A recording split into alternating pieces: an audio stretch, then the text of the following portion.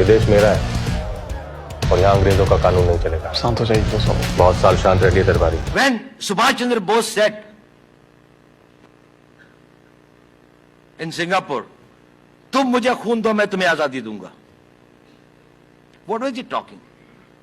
Some small contingent of Indian soldiers who have joined the INA, some of them are not even fully trained in some of this thing. The mighty British Empire, which is almost at this thing of winning the Second World War,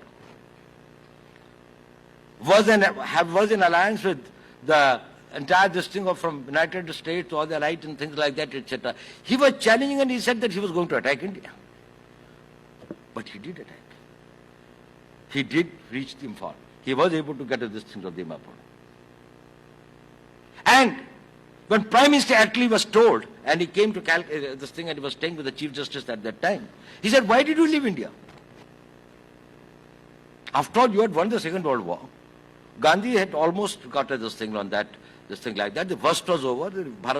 The Quit India movement had flopped in 1942. What was such much a tearing hurry in 47 that you said that, no, we have to go immediately? He said it was not that. It was the spark that Bose had created among the soldiers of the Indian Army. And we had seen 1857, 2.5 million, 25 lakh Indian soldiers had returned victorious from the Second World War.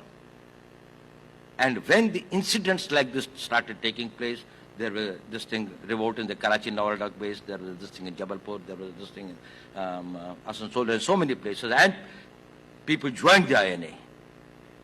He said, we knew we will not be able to take this country and hold this country. It was the threat of Subhash Bose, the rising of Indian nationalism, that we knew it's a matter of time. And if we do not quit voluntarily, we will quit in a way that will be a bloodbath.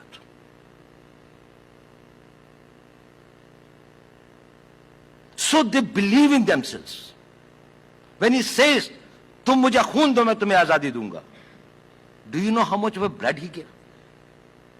It is the sole example in the annals of warfare where 2/3 attrition took place in the Indian National Army. 2/3 people died of their entire strength of 60,000. And still, they kept on fighting and were even tried in independent India after that. And the government never rehabilitated this thing or integrated them into the Indian Army.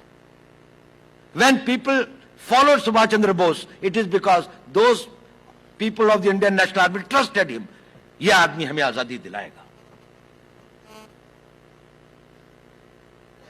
Because he trusted them, they died for him. Because they died for him, India got independence. It is that Britishers understood that a revolt in the Indian Army is something that they will not be able to handle.